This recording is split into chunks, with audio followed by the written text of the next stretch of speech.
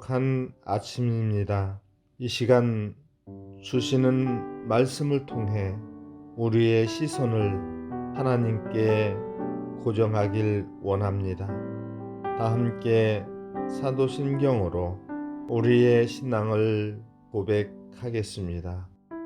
전능하사 천지를 만드신 하나님 아버지를 내가 믿사오며 그 외아들 우리 주 예수 그리스도를 믿사오니 이는 성령으로 잉태하사 동정녀 마리아에게 나시고 본디오 빌라도에게 고난을 받으사 십자가에 못 박혀 죽으시고 장사한 지 사흘 만에 죽은 자 가운데서 다시 살아나시며 하늘에 오르사 전능하신 하나님 우편에 앉아 계시다가 도리로서 산자와 죽은 자를 심판하러 오시리라.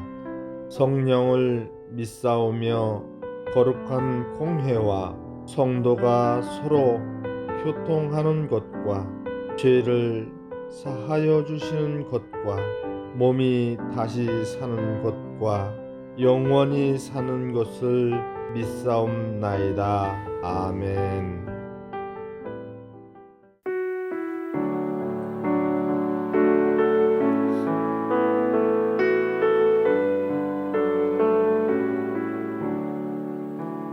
복의 근원 강림하사 찬송하게 하소서.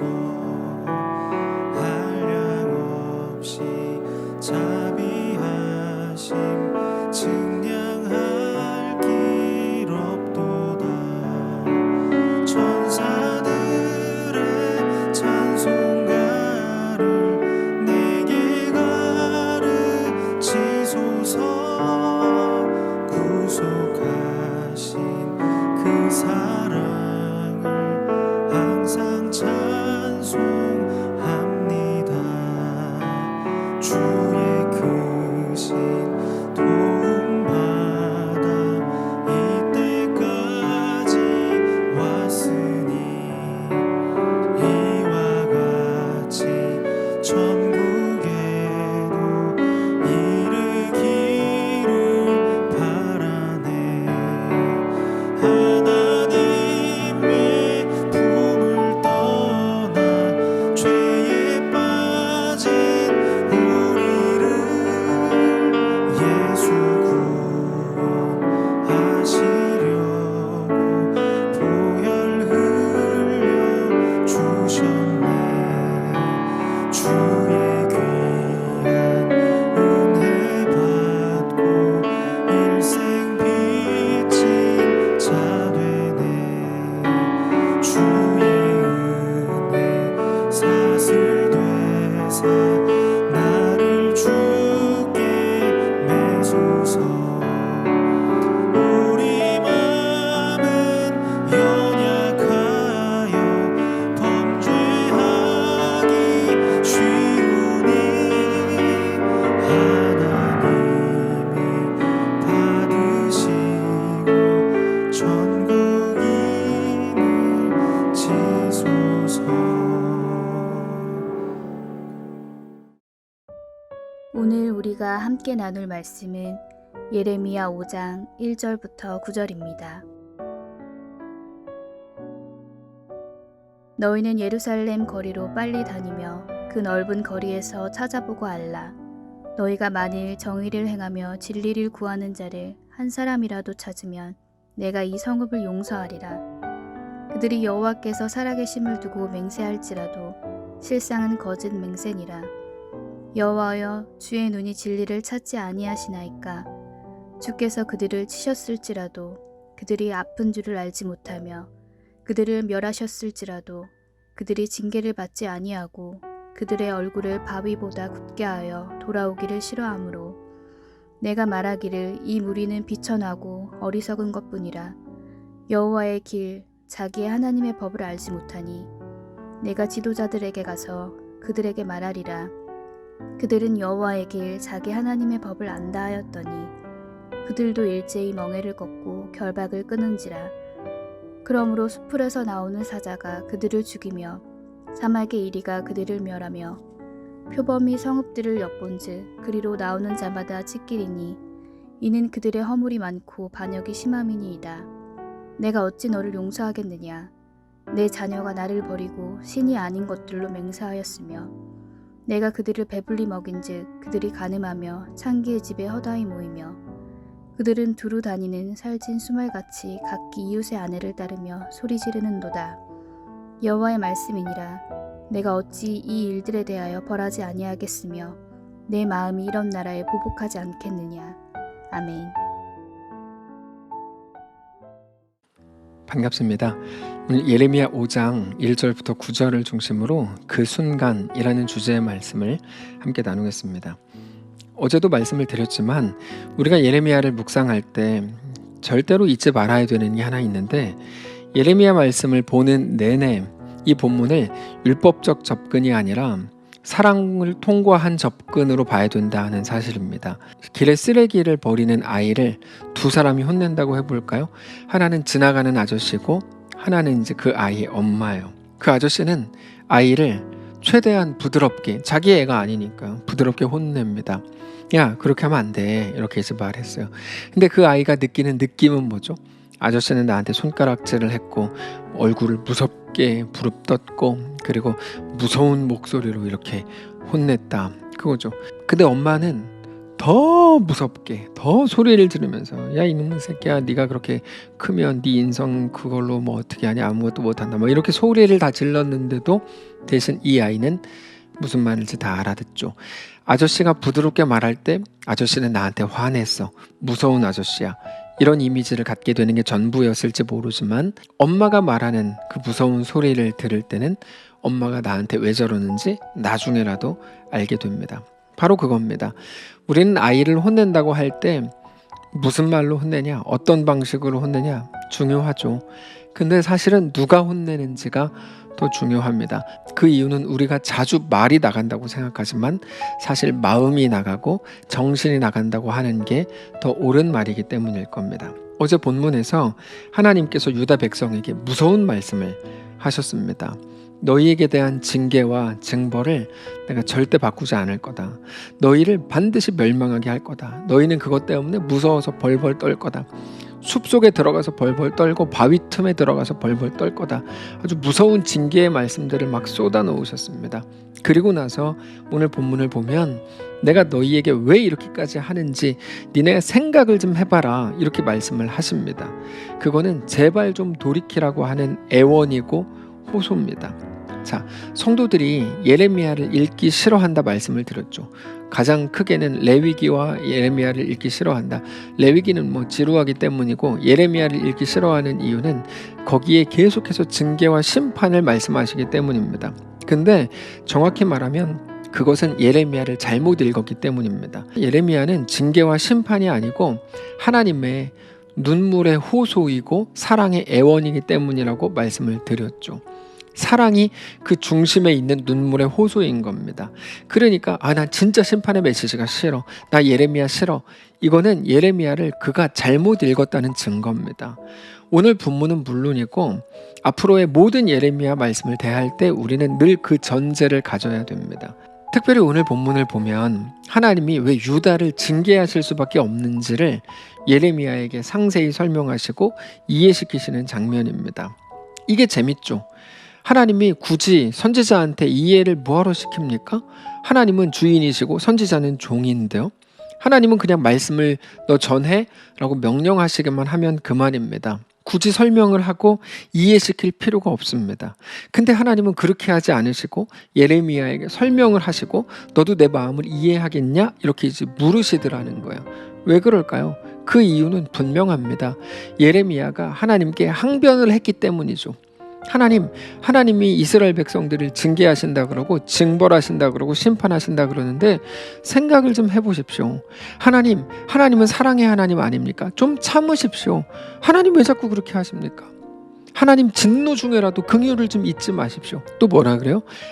이스라엘은 하나님의 백성인데 만약에 하나님께서 하나님 말씀처럼 남유다는 바벨론에 의해 멸망하게 되는데, 그러면 하나님이 바벨론의 신보다 못하다는 소리를 들을 거 아닙니까? 그러면 하나님의 이름이 땅에 떨어질 거 아닙니까? 그 조롱을 어떻게 하실 작정입니까? 라고 항변을 했죠. 그래서 하나님께서는 오늘 본문을 쭉 설명을 하시는 거야. 그래서 오늘 본문이 1절을 이렇게 시작합니다. 너희는 예루살렘 거리로 빨리 다니며 그 넓은 거리에서 찾아보고 알라. 너희가 만일 정의를 행하며 진리를 구하는 자를 한 사람이라도 찾으면 내가 이 성읍을 용서하리라. 이거는 소돔과 고모라의 멸망을 앞두고 아브라함이 하나님께 했던 기도와 같죠. 하나님께 의인 50명이라도 찾으시면, 그러면서 쭉 내려가다가 10명까지 내려가죠. 근데 의인을 찾지 못해서 그 성은 멸망합니다. 하나님께서 예레미야에게 그거를 말씀하세요. 한 명이라도 찾으면 그러면 내가 용서하겠다. 근데 아무도 없다는 거죠. 그런데도 내 백성 이스라엘이, 내 자녀 이스라엘이 그렇게 죽음으로 가고 있는 것을 내가 어떻게 두고 보란 말이냐, 이런 말입니다. 그럴 수 없다 이거죠. 거기에다가 하나님께서 이렇게 말씀을 하시는데, 유다는 계속 회개한다고 했다. 계속해서 내가 돌이키겠습니다라고 얘기했다. 근데 그들의 말은 완전히 무능한 말이더라. 그들은 심지어 내 이름으로, 하나님의 이름으로 맹세까지 했다. 아무런 변화가 없더라. 2절입니다.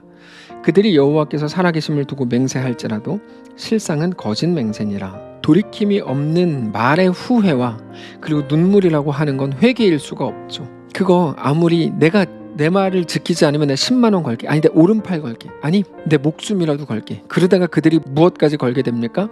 하나님까지 걸게 되죠.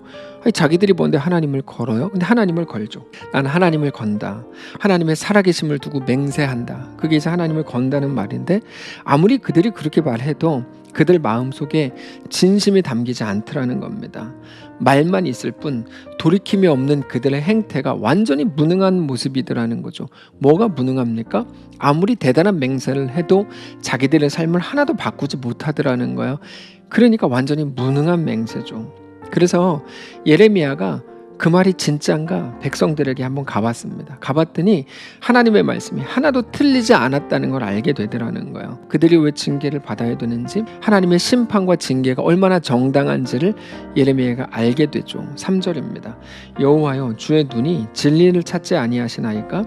주께서 그들을 치셨을지라도 그들이 아픈 줄 알지 못하며 그들을 멸시하셨을지라도 그들이 징계를 받지 않고 그들의 얼굴을 바위보다 굳게 하여 돌아오기를 싫어하므로. 이건 이런 말입니다. 하나님이 백성들을 치셔도 그들 아파하지 않습니다. 하나님 마음 이해가 됩니다. 심지어 하나님이 그들을 멸망시켜도 그들은 돌이키지 않을 겁니다. 그럴 만큼 그들이 악한 자들이라는 걸 내가 이제 알겠습니다.